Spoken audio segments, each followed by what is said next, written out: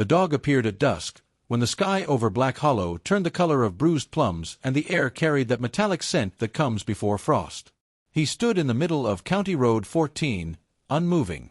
No collar. No tags. Just a thick-coated German shepherd with mud crusted along his flanks and something darker matted into the fur near his shoulder. He didn't bark. Didn't growl. He just watched the approaching headlights as if he'd been waiting. When the truck slowed, the dog didn't run. He turned and walked back toward the tree line. That was the moment they should have kept driving. If you're drawn to slow-burning thrillers rooted in human choices and their consequences, stay with this one. The quiet details matter. The dog in the road.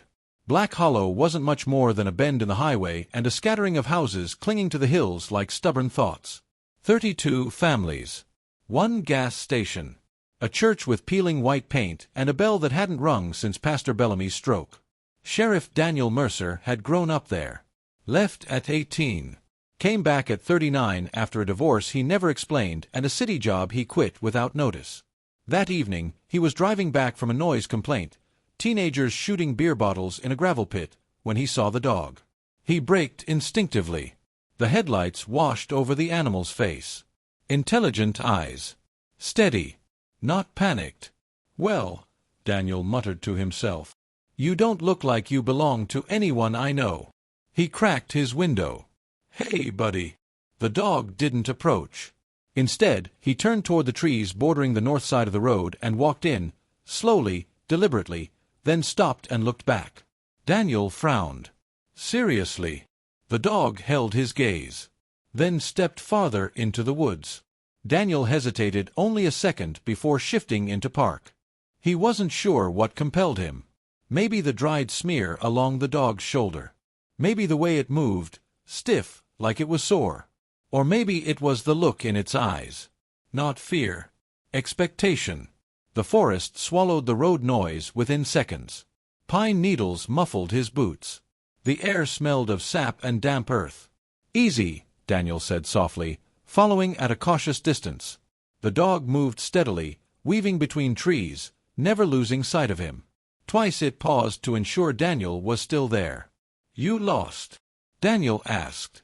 The dog didn't respond. Didn't need to. After about 200 yards, Daniel noticed something odd. The ground had been disturbed. Subtle. But wrong. A patch of soil darker than the rest. Pine needles scraped aside. The faint rectangular outline of recently shifted earth. Daniel stopped walking. The dog stopped too. Turned. Saturday. Right beside the patch. Daniel's pulse quickened. "You've got to be kidding me." He crouched, brushing aside needles. The dirt was loose. Damp. Recently turned. He stood slowly and reached for his radio. "This is Mercer," he said. "I'm about a quarter-mile north of 14, near mile marker 7. I need a unit out here. Possible burial site." Static. Then Deputy Carla Ruiz's voice.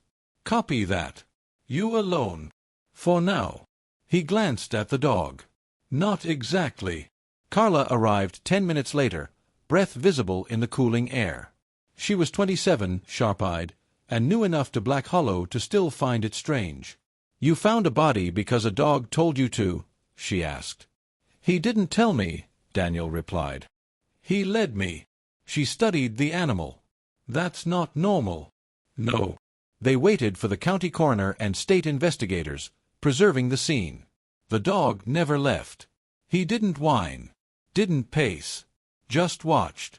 2 hours later, under portable floodlights, the first shovel struck something solid. Wood. Carla inhaled sharply. The box was shallow. Crude. Not professionally built. Daniel's jaw tightened as the lid was pried open. The smell came first. Sweet. Rotting. Inside lay a young woman. Wrapped in plastic. Her face partially visible beneath dirt and condensation. Carla turned away. Daniel didn't. He recognized her. "Emily Harper," he whispered. She'd been missing 8 days. 22 years old. Waitress at Duffy's Diner. Lived with her mother near the old mill. The search parties had combed the southern ridge. No one had thought to look here. Daniel's gaze shifted slowly to the dog. You knew. The dog lowered his head slightly, not submissive, almost solemn. News spread through Black Hollow before sunrise. Emily Harper had been found, and Sheriff Mercer had located her because of a stray dog. By morning, half the town had seen the animal tied loosely to a post outside the sheriff's office. Someone brought water. Someone else left a blanket. He's a hero, Mrs. Talbot from the gas station declared. Daniel didn't like that word. He stood inside his office, studying the dog through the window. "Whose are you?" he murmured. Carla stepped in. Vet checked him. No microchip. He's got a partially healed laceration on his shoulder. Looks like a knife wound. Daniel turned slowly. A knife? Yeah. Silence settled between them. Maybe he belonged to whoever did this, Carla suggested quietly. Daniel's expression darkened. Or maybe he tried to stop it. They canvassed Emily's last known movements. She'd worked a double shift at Duffy's. Closed at 11 p.m. walked to her car. Security camera at the bank across the street caught her getting in. Then nothing. Her phone last pinged near County Road 14, near where Daniel had found the dog. That afternoon, Daniel sat alone in the interrogation room across from the animal. The dog lay calmly, amber eyes following him. "You were there," Daniel said softly. The dog's ear twitched. "Were you hers?" No reaction. Or his. The dog's gaze sharpened slightly. Daniel leaned back. "What did you see?" The fluorescent light hummed overhead.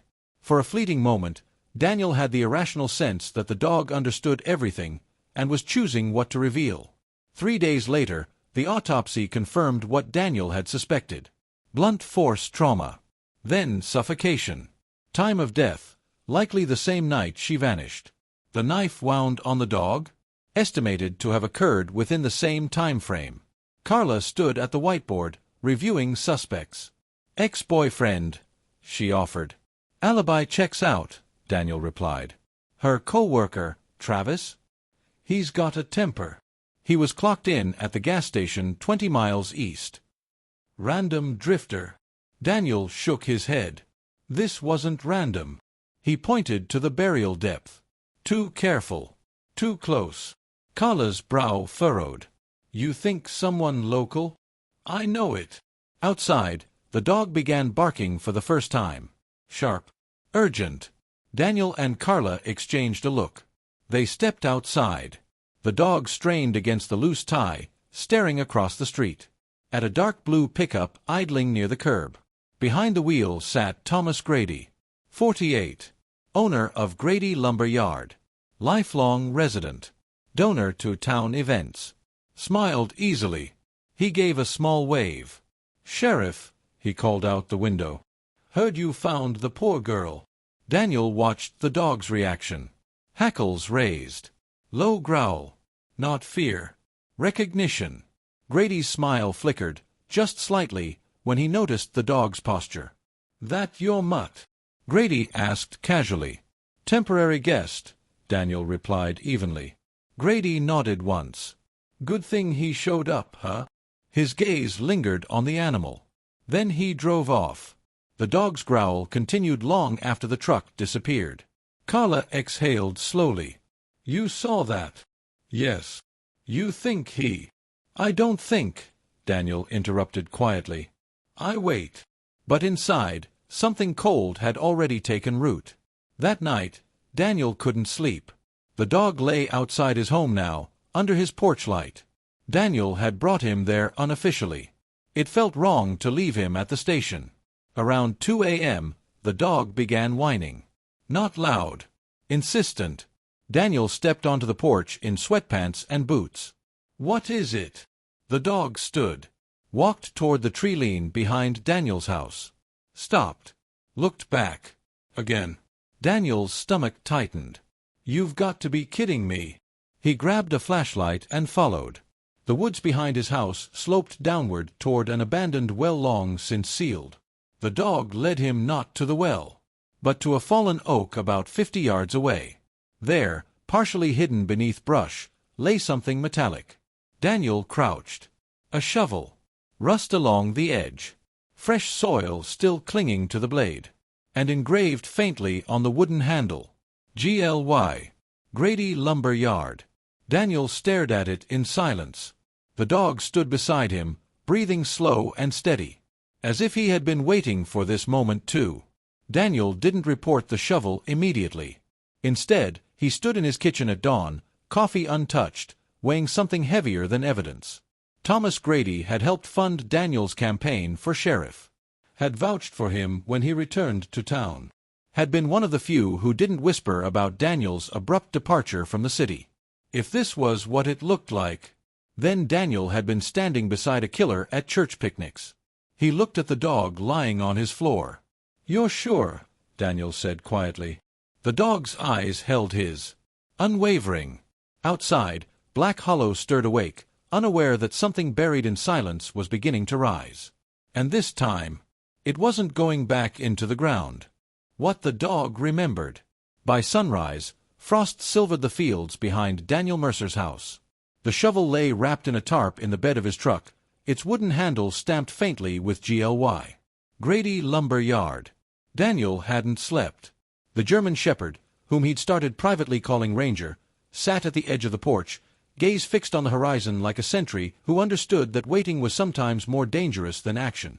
Daniel stepped outside with a mug of coffee he wouldn't drink. "You brought me a body," he murmured. "And now you bring me a shovel." Ranger looked up. "You're either the smartest dog I've ever met, or I'm seeing what I want to see." Ranger rose and walked toward the truck, stopped beside it. Daniel exhaled slowly. "Yeah," he said. "I know. One." He didn't log the shovel into evidence that morning. Instead, he drove to the county lab 2 towns over, where he still had favors owed from his city days. The technician, a balding man named Halvorsen, didn't ask too many questions. "You want this unofficial?" Halvorsen asked, studying the soil crusted along the blade. "For now." Halvorsen grunted. "If it matches the burial site, it becomes official." Daniel nodded. "I'm aware. And the engraving?" "Local business." Halvorsen raised an eyebrow but didn't comment. As Daniel left, Ranger remained in the back seat, quiet but alert. When Daniel opened the door, the dog leaned forward slightly, sniffing the air of the lab parking lot. "You recognize something?" Daniel asked. Ranger's ears tilted forward, then flattened. Daniel followed his gaze. A dark blue pickup sat 2 rows over. Empty. Daniel's jaw tightened. Phew. Black Hollow thrived on routine. At 7:30 a.m., Thomas Grady unlocked the gates of Grady Lumber Yard, just as he had for 23 years. The scent of fresh-cut pine drifted into the cool air. Workers arrived in 2s and 3s, boots crunching gravel. Daniel parked across the street. Ranger sat upright in the passenger seat, body tense. "You're not helping me stay objective," Daniel muttered. Grady spotted him and waved. "Sheriff, you're up early." Daniel stepped out, hands in his jacket pockets. "Could say the same." Grady approached, smile easy. He had a square jaw and thick forearms from decades of manual labor. He looked like the kind of man towns trusted. "Anything new on Emily?" Grady asked. Daniel studied his face. "No." "A lie." Grady nodded solemnly. "Terrible thing." Ranger stepped out of the truck. The effect was immediate. Grady's posture shifted, subtle but real. His shoulders stiffened. His gaze dropped briefly to the dog's scarred shoulder. "Found him wandering?" Grady asked. "He found me," Daniel replied. The dog's lips peeled back slightly, revealing teeth. Not a full snarl. Controlled. Recognition. Grady's eyes flickered. "Careful," he said lightly. "German shepherds can be unpredictable." Daniel held his gaze. "So can people." Silence stretched. Then Grady clapped him on the shoulder. "Well, if you need anything, you know where I am." Daniel watched him walk back toward the yard. Ranger did not stop staring until Grady disappeared inside the main warehouse. 3. By afternoon, Halvorsen called. "Soil composition matches," he said bluntly. "Same mineral profile." Same trace fertilizer. It's from the burial site. Daniel closed his office door. And partial print on the metal shaft. Smudged but usable. I'll run it. Daniel hesitated. Don't put it into the state database yet. Halvorsen sighed. Danny, I need confirmation before this becomes a war. A pause. Fine. 24 hours. Carla Ruiz stood at the whiteboard again, red string mapping timelines. You're quiet, she said without turning. Daniel leaned against the doorway. What do you know about Thomas Grady? She turned slowly. He's on the town council. Sponsors the 4th of July fireworks. Paid for the high school gym roof. What about enemies? In Black Hollow. That's not how this place works. Daniel stepped in, lowering his voice. What if it does? We just don't see it. Carla studied him. You have something. I might. On Grady. Daniel didn't answer. Her eyes widened. You're serious. I need you to do something carefully, he said. Pull property records. Any land he owns outside town limits. Carla nodded slowly. You think Emily wasn't the only one? Daniel met her gaze. I think the dog didn't lead me to that grave by accident. For that evening, Ranger grew restless. He paced Daniel's living room, nails ticking against hardwood. Paused at the back door. Looked at Daniel. You want to go out? Ranger's tail flicked once. Daniel grabbed his jacket. The woods behind his house were darker tonight. The moon hidden behind clouds. Ranger moved with purpose, nose low to the ground. Slow down, Daniel muttered. But the dog wasn't wandering. He was tracking. They moved farther than before, past the fallen oak, deeper toward the old logging trail that hadn't been used in years. Then Ranger stopped abruptly. He began digging. Violently. Ranger! The dog ignored him. Dirt flew. Daniel crouched, heart pounding. After seconds that felt like hours, Ranger uncovered fabric. Denim. Daniel's stomach dropped. He brushed soil away. A sleeve. A human arm. Cold. Buried shallow. Not as carefully as Emily. This wasn't a coffin. This was hurried. Daniel staggered back. Jesus! He radioed Carla, voice tight. When backup arrived, floodlights illuminated a second body. Male. Mid-30s.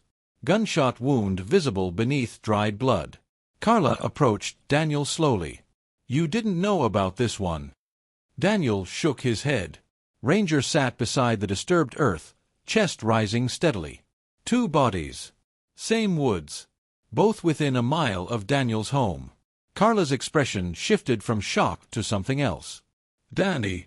What? You don't think that's strange? He looked at her. 2 graves. Practically in your backyard. The implication settled heavy between them. You think I buried them? He asked quietly. I didn't say that. But you thought it. She didn't respond. Ranger's gaze moved between them, sensing tension. Daniel's voice dropped. Someone wants them close to me. 5. The second victim was identified as Lucas Harlan, a drifter who'd passed through town months earlier. No family nearby. Minimal investigation at the time. Now he was back. In the ground behind Daniel Mercer's house. Halvorsen called again the next morning. I've got a print.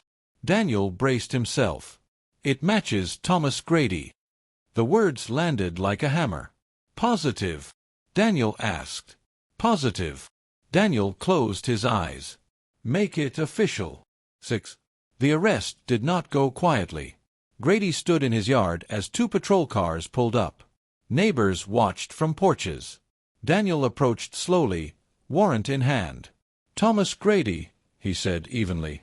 You're under arrest for the murder of Emily Harper and Lucas Harlan. Gasps rippled through the street. Grady didn't run. He laughed. You're making a mistake. Turn around. As cuffs clicked into place, Grady leaned closer. You think I'm the only one, he whispered. Daniel's grip tightened. What does that mean? Grady's smile thinned. You should ask your dog. Cold shot through Daniel's spine. 7. The interrogation room smelled of stale coffee and disinfectant. Grady sat calmly, hands folded. You've got my print on a shovel, he said. I own a lumber yard. I sell shovels. It was buried behind my house, Daniel replied. Convenient. You expect me to believe someone stole it and framed you? Grady leaned forward slightly. You really don't remember, do you? Daniel's pulse quickened. Remember what? Grady's eyes glittered. 2 years ago. You were still working homicide in the city. Came back here for a few weeks after your divorce. Daniel felt something shift inside him. You drank a lot, Grady continued softly. You talked about a case that ruined you. Daniel's breath grew shallow. You said sometimes justice needed help. That's not. You buried something once already, Sheriff. The room seemed to tilt. I've never. Grady's smile widened. You're not as clean as you think. That night, Daniel sat alone in his darkened living room. Ranger lay at his feet. Fragments surfaced, memories he'd avoided. A case in the city. A child abduction. The suspect released on a technicality. Daniel had returned to Black Hollow for 2 weeks afterward. Drank heavily. Spent nights walking these same woods. He rubbed his temples. You're wrong, he whispered. Ranger lifted his head. But what if I'm not? The dog rose slowly. Walked to the hallway. Stopped. Looked back. Daniel frowned. What? Ranger walked to the closet near the back door. Scratched at it. Daniel hesitated. Opened it. Inside, beneath old boots and a hunting jacket, a length of rope, mud-stained, and a revolver he didn't remember placing there. His service weapon. 2 chambers empty. His breath stopped. No. Ranger watched him. Not accusing. Not forgiving. Just present. Daniel's knees weakened. Memory crashed over him. A confrontation in the woods. Lucas Harlan. Accusations. A gun raised. A shot fired. Self-defense. Or rage. He couldn't tell anymore. The dog had been there. He saw it now. The knife slash on Ranger's shoulder. From Lucas. Not Grady. Grady had only helped bury the body. To protect Daniel. Or to own him. A bargain sealed in dirt. Emily had found out. That's why she had to die. Daniel's vision blurred. Ranger stepped closer. Placed his head gently against Daniel's shaking hand. Not condemnation. Witness. Outside, wind moved through Black Hollow's trees, carrying with it the weight of what had been buried in silence. And what was finally clawing its way free. What silence keeps. The memory did not return all at once.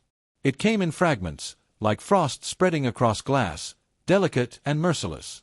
Daniel Mercer sat on his living room floor long after midnight, Ranger's steady breathing the only sound in the house. The revolver lay on the coffee table. 2 chambers empty.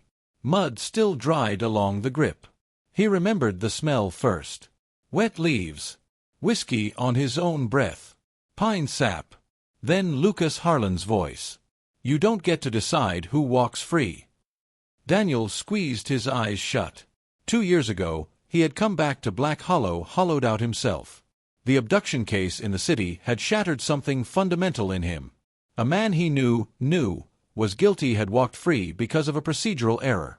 Daniel had watched him leave the courthouse smiling. He had driven north that same night. Back to the woods. Back to silence. 1. Lucas Harlan hadn't been a drifter by accident. He had been in the city. Daniel remembered that now. He had seen Lucas near the courthouse steps the day the abductor was released. Seen him shake hands with the defense attorney. Seen him laugh. Lucas wasn't a suspect in that case. But he knew things. And when Daniel returned to Black Hollow, Lucas followed. Not to confront. To blackmail.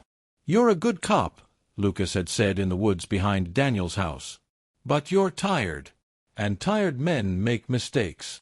Daniel had a bottle in his hand that night. Lucas had a knife. The scar on Ranger's shoulder, Daniel saw it clearly now, came from Lucas when the dog lunged to protect him. Then a struggle. Mud. Breath. A flash of metal. A gunshot that cracked the trees open. Daniel staggered back to the present, bile rising in his throat. I didn't mean. But meaning didn't matter. Lucas had fallen. Dead. Phew. The next memory was worse. Thomas Grady stepping from the tree line. You need help, Danny. Not shocked. Not horrified. Just aware. Grady had been walking his property line. Had heard the shot. He'd taken in the scene quickly. The body. The blood. Daniel shaking. You call this in, Grady had said evenly, and your career's over. Daniel remembered arguing. I'll say it was self-defense. Against an unarmed drifter? Grady had countered. After you've been drinking? Daniel had looked at the bottle in his hand. Grady had stepped closer. Let me help. They dug together. Under moonlight. Ranger had watched the entire time. 3. Emily Harper. Her face rose in Daniel's mind next. She had been hiking that ridge the following week. Had seen fresh soil. Had seen Grady near the site. And she had been curious. Too curious. Daniel hadn't known she suspected anything. But Grady had. She wouldn't drop it, Grady had said during interrogation. Kept asking about Lucas. About you. Daniel felt his chest constrict. You killed her, he whispered to the empty room. No. Grady had.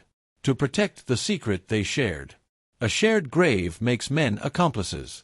4. Morning in Black Hollow came quietly, as if the town sensed something shifting beneath its foundations. Daniel drove to the sheriff's office with Ranger beside him. Carla Ruiz was already inside, staring at paperwork. She looked up. You look like hell. Accurate. She studied him more closely. You remember something. Daniel closed the door behind him. I need to make a statement. Her expression changed instantly. Danny, what did you do? He met her eyes. 2 years ago, I shot Lucas Harlan. Silence filled the room like smoke. Carla sat slowly. Self-defense. Daniel hesitated. I don't know. That's not an answer. He had a knife. And I had been drinking. Carla exhaled sharply. Jesus. I buried him. The words hung there. With Grady's help. Carla leaned back, processing. So Grady kills Emily to keep you quiet? Yes. And frames you by burying her near your house. Daniel nodded. And the shovel? He planted it after I started asking questions. Carla closed her eyes briefly. You're telling me the town council president and the sheriff conspired to bury a body? Yes. And a dog exposed both of you. Daniel looked down at Ranger. He didn't expose, Daniel said quietly. He waited. 5. By noon, state investigators filled the building. Daniel gave a full recorded confession. No bargaining. No justification. Just facts. Carla remained in the observation room, arms folded, face unreadable. When the recorder clicked off, Daniel removed his badge. He placed it on the table. I should have come forward that night, he said. Yes, Carla replied. 6. Thomas Grady learned quickly that Daniel had confessed. He requested to speak with him one last time.